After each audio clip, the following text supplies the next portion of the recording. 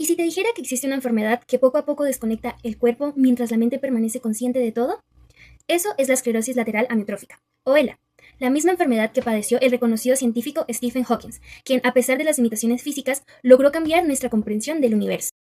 La esclerosis lateral amiotrófica es una enfermedad neurodegenerativa progresiva caracterizada por la degeneración selectiva de las motoneuronas superiores e inferiores, lo que conduce a debilidad muscular progresiva, atrofia, espasticidad y finalmente insuficiencia respiratoria. Desde una perspectiva fisiopatológica, actualmente la ELA se considera un trastorno multifactorial en el que intervienen diferentes procesos celulares que contribuyen a la muerte neuronal progresiva.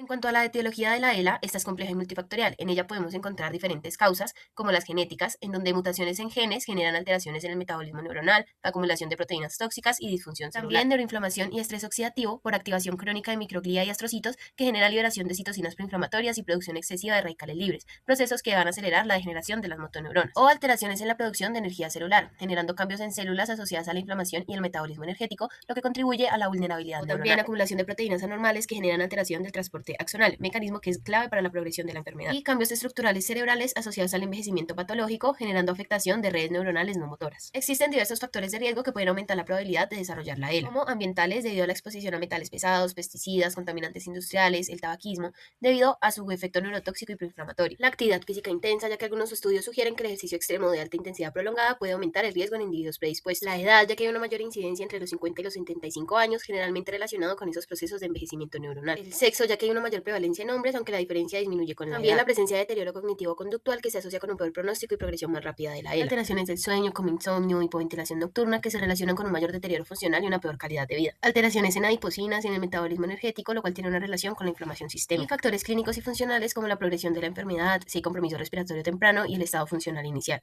Los signos y síntomas se caracterizan por la afección de dos tipos fundamentales de neuronas motoras. Por un lado, la neurona motora superior, que se encuentra en la corteza cerebral y es responsable de iniciar y controlar los movimientos voluntarios. Y por otro, la neuromotora inferior, localizada en el tronco encefálico y en la médula espinal, que es la encargada de transmitir directamente la señal hacia el músculo para que éste se contraiga.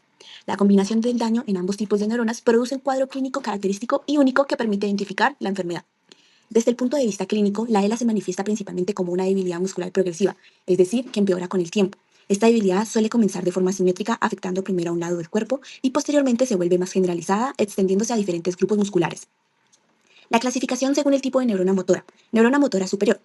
¿Qué ocurre? En la ELA, la afección de la neurona motora superior implica daño progresivo en la corteza motora primaria encargada de iniciar los movimientos voluntarios y los tractos córtico-espinales que transmiten las órdenes motoras desde el cerebro hacia la médula espinal. Como consecuencia, se altera el control voluntario del movimiento, especialmente la modulación fina y precisa de la actividad muscular. En la ELA, debido a la degeneración de las neuronas motoras superiores, se produce una serie de alteraciones fisiopatológicas que explican los signos clínicos característicos. En primer lugar, ocurre una pérdida de la inhibición cortical, es decir, se pierde el efecto regulador que la corteza cerebral ejerce sobre las neuronas motoras inferiores, lo que provoca que los reflejos medulares queden liberados o desinhibidos. Como consecuencia, estos reflejos se vuelven exagerados y descontrolados. En segundo lugar, se produce un aumento de la excitabilidad motora, ya que al desaparecer la inhibición predomina la actividad excitatoria en los circuitos motores, haciendo que las motoneuronas inferiores respondan de forma excesiva incluso a estímulos mínimos, lo que genera una hiperactividad refleja.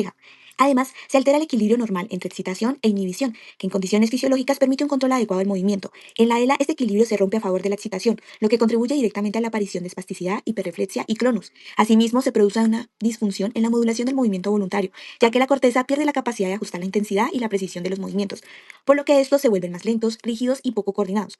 Finalmente, a nivel celular participan diversos mecanismos neurodegenerativos como la excitotoxicidad por glutamato, que provoca un exceso de estimulación neuronal dañina, el estrés oxidativo debido a la acumulación de radicales libres, la inflamación neural y la disfunción mitocondrial. Todos estos procesos contribuyen y aceleran la degeneración de las neuronas motoras superiores. En cuanto a la afectación vulvar, encontramos disartria espástica, que es voz tensa, y disfagia, que se refiere a la dificultad para tragar. En cuanto a la afectación vulvar, encontramos disartria espástica. ¿Qué síntomas se relacionan con la neurona motora inferior? En la ELA, la afectación de la neurona motora inferior se produce por el daño progresivo en el asta anterior de la médula espinal y en los núcleos motores del tronco encefálico, que son las estructuras encargadas de transmitir directamente la señal nerviosa desde el sistema nervioso hacia el músculo. Como consecuencia de este daño, se pierde la conexión funcional entre la neurona y la fibra muscular, lo que da lugar a un proceso conocido como denervación muscular directa. Esto significa que el músculo deja de recibir el estímulo nervioso necesario para mantener su actividad, su tono y su estructura. Al perder este estímulo, el músculo no puede contraerse de manera normal, lo que provoca una debilidad progresiva que suele ser el primer síntoma clínico. Con el tiempo, esta falta de activación produce una disminución del tamaño del músculo conocida como atrofia muscular, debido a la degeneración de las fibras musculares por falta de uso y de inervación. Además, la ausencia de señal nerviosa también afecta el tono muscular, generando hipotonía o flacidez, ya que el músculo pierde su resistencia normal al estiramiento. De la misma forma, los reflejos osteotendinosos disminuyen o desaparecen, dando lugar a hiporreflexia o arreflexia, debido a que el arco reflejo está interrumpido. Aparecen fasciculaciones, que son contracciones musculares visibles e involuntarias. Estas se producen por la activación espontánea de fibras musculares denervadas o parcialmente inervadas, lo que refleja la inestabilidad de la unidad motora.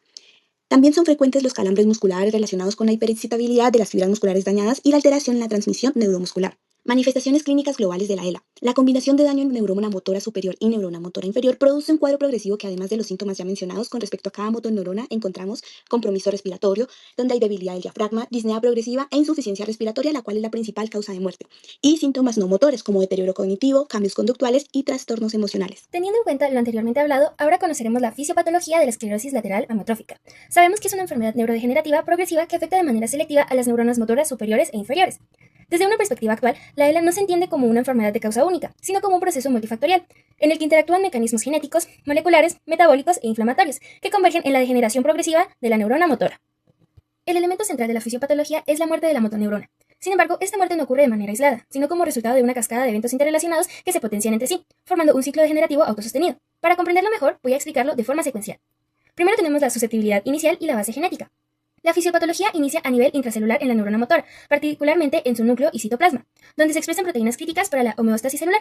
Las mutaciones en genes como C9orf72, SOD1, TARDBP y FUS alteran procesos fundamentales. A nivel molecular podemos encontrar que SOD1 normalmente convierte el radical superóxido en peróxido de hidrógeno. Cuando está mutada, adquiere una ganancia de función tóxica, generando agregados proteicos y aumentando el estrés oxidativo. S9orf72 produce expansiones repetidas de nucleótidos, lo que genera ARN tóxico, y péptidos aberrantes por traducción no convencional.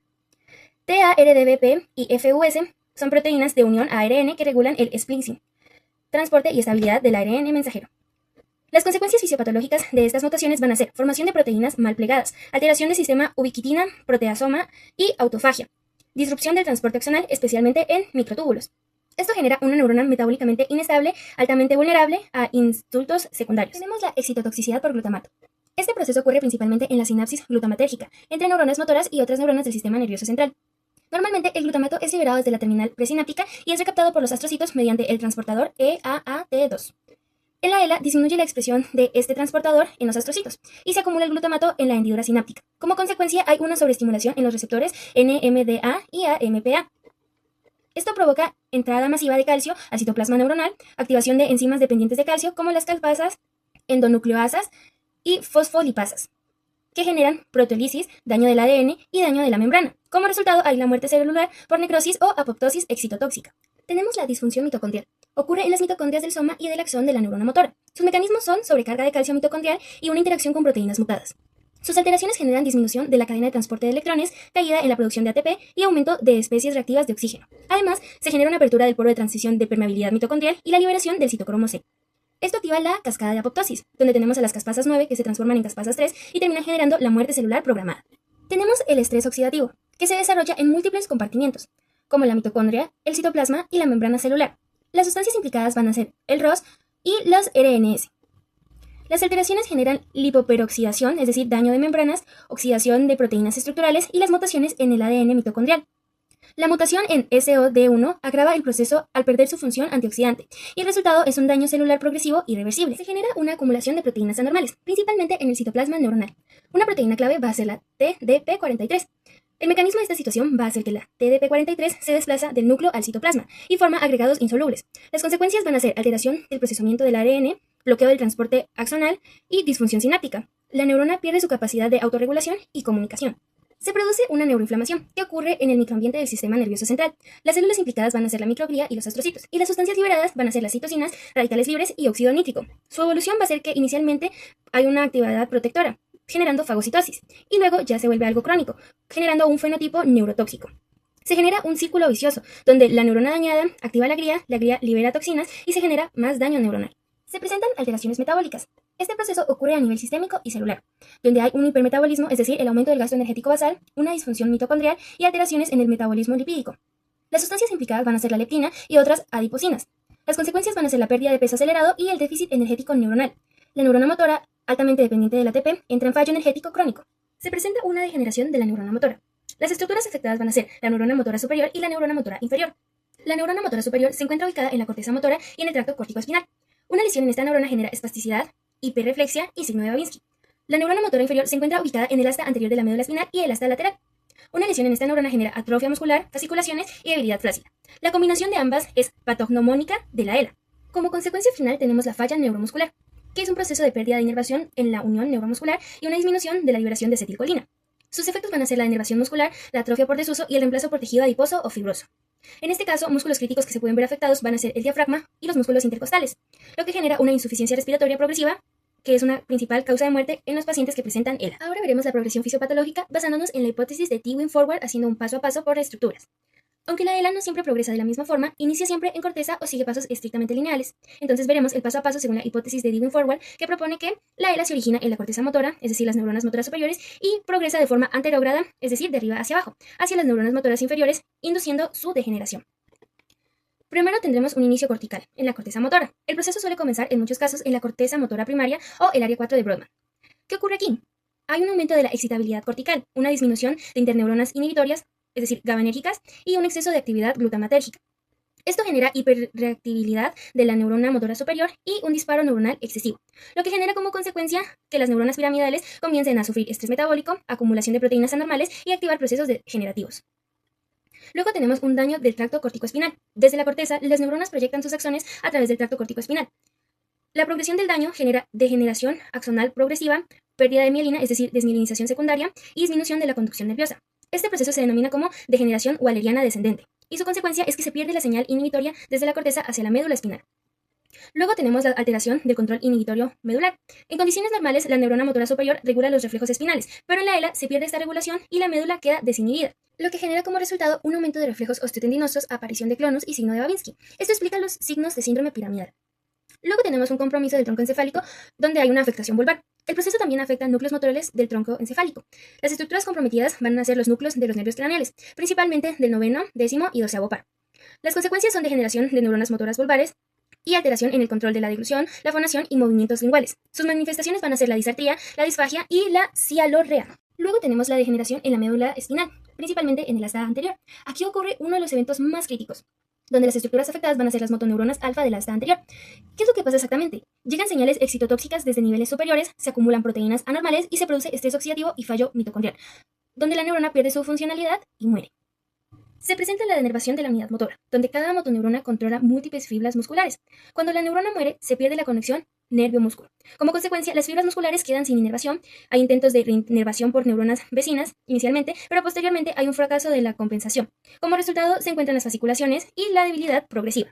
Posteriormente, se genera una atrofia muscular progresiva. La falta de estímulo nervioso genera la disminución del tamaño de las fibras, la pérdida de proteínas contráctiles y la sustitución por tejido graso y fibroso, lo que genera la amiotrofia. Se presentan alteración de circuitos reflejos, donde se combinan dos fenómenos, daño en la neurona motora superior y daño en la neurona motora inferior. El daño en la neurona motora superior genera hiperreflexia y espasticidad, y en la inferior genera hiporreflexia, en fases más avanzadas, lo que genera un cuadro mixto característico de la ELA. Luego tenemos un compromiso respiratorio, que en etapas avanzadas genera una afectación en las motoneuronas que inervan el diafragma provenientes del nervio frénico de C3 a C5 y los músculos intercostales, que generan una debilidad respiratoria progresiva, una hipoventilación y la retención del CO2, generando una insuficiencia respiratoria. Por último, tenemos una extensión a redes no motoras. Aunque la ELA se consideraba durante años como una enfermedad exclusivamente motora, actualmente se reconoce como un trastorno multisistémico que compromete redes frontales y frontotemporales, lo que explica la presencia de alteraciones cognitivas y conductuales en un número importante de pacientes. Se afectan estructuras como la corteza prefrontal dorsolateral, generando disfunción ejecutiva, es decir, dificultad para planificar, rigidez cognitiva y bradifrenia. La corteza orbitofrontal, causando desinhibición e impulsividad. La corteza prefrontal medial y el cíngulo anterior, asociados a la apatía, abulia y falta de iniciativa. Y las regiones temporales anteriores, responsables de alteraciones del lenguaje y del procesamiento semántico.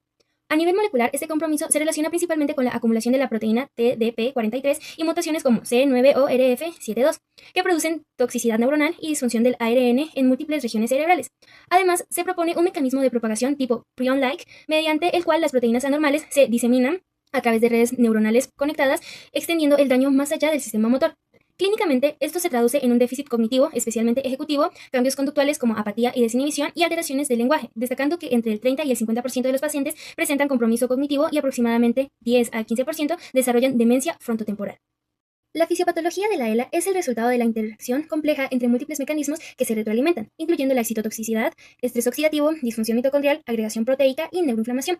Este proceso genera un círculo vicioso que culmina en la degeneración irreversible de la neurona motora. Comprender esta fisiopatología no solo es fundamental para el diagnóstico, sino también para orientar las intervenciones terapéuticas y de rehabilitación. Para conocer sobre los medios diagnósticos de la esclerosis lateral amiotrófica, es importante tener en cuenta que el diagnóstico de esta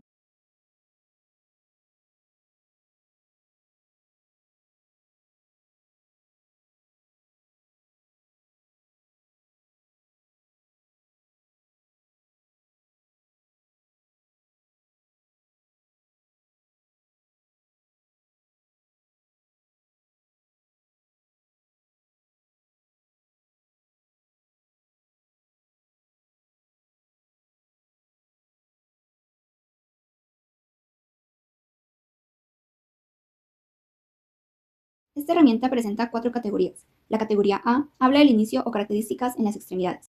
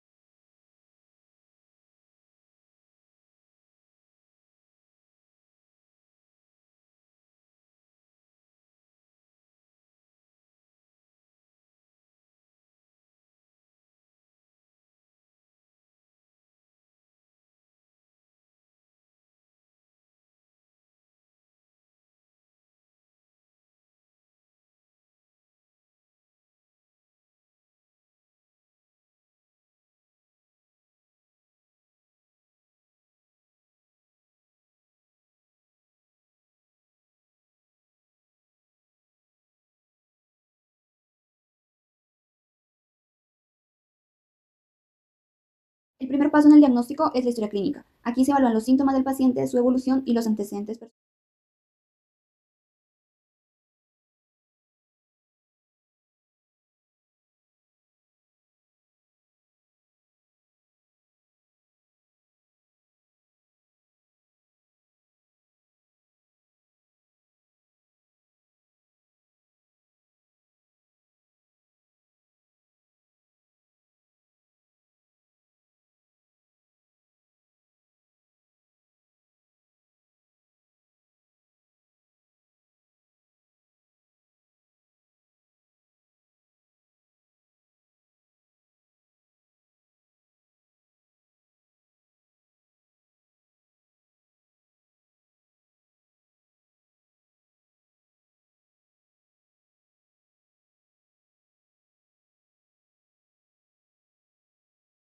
La resonancia magnética es una herramienta clave en el diagnóstico. Su principal función no es confirmar la ELA, sino descartar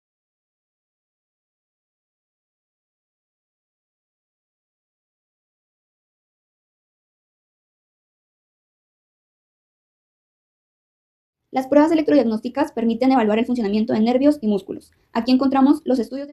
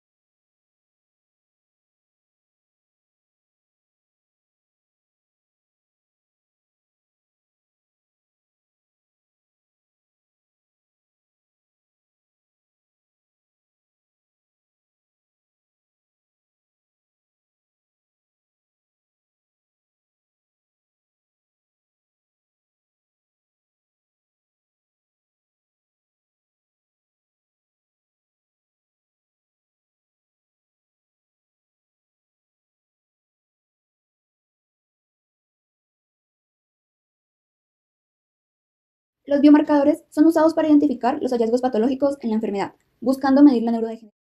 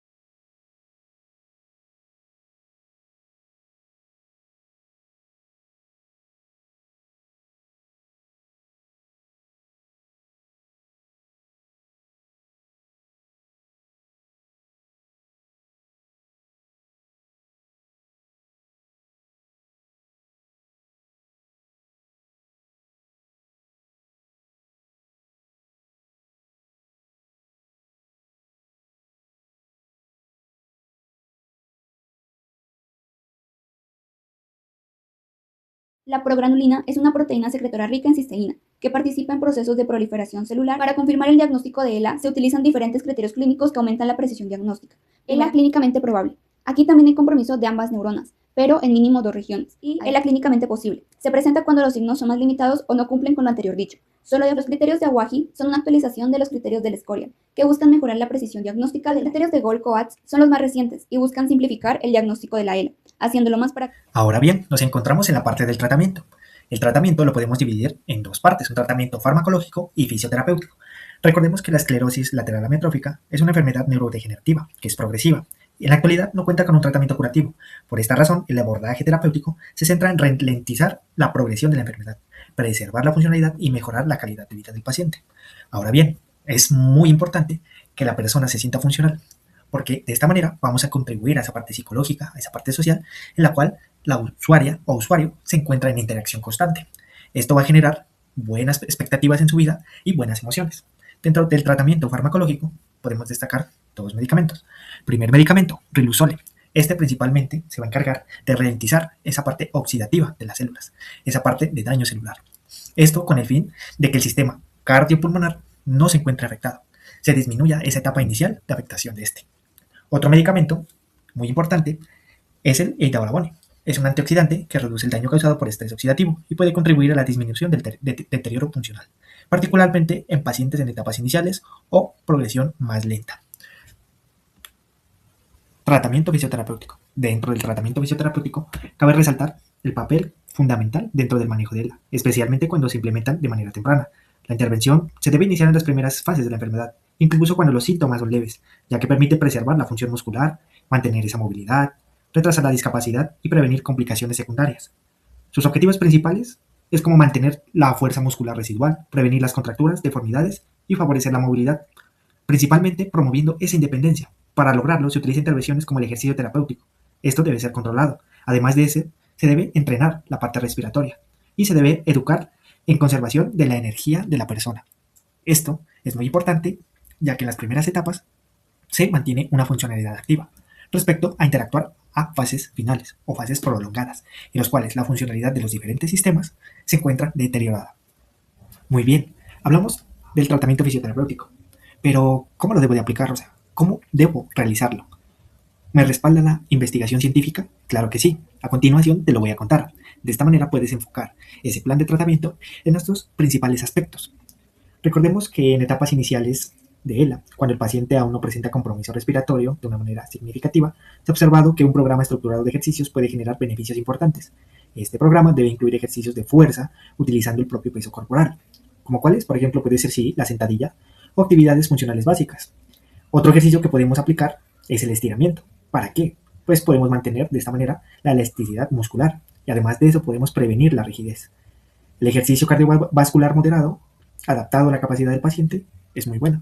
Es decir, podemos ponerlo a trotar, a correr. Además de esto, que la parte del ejercicio genera liberación de diferentes hormonas y también, muy importante, diferentes neurotransmisores. De esta manera le va a generar ese beneficio no solamente a mantener íntegros sus sistemas, sino que esa parte psicológica, ya que podemos encontrar grandes dosis de dopamina, incluso serotonina.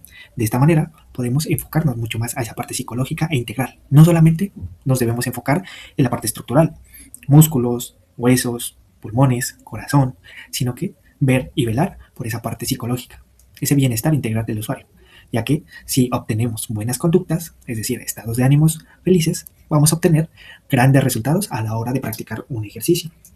Es fundamental que este tipo de programa se aplique en etapas tempranas, cuando el paciente aún conserva buena capacidad funcional y no presenta compromiso respiratorio avanzado.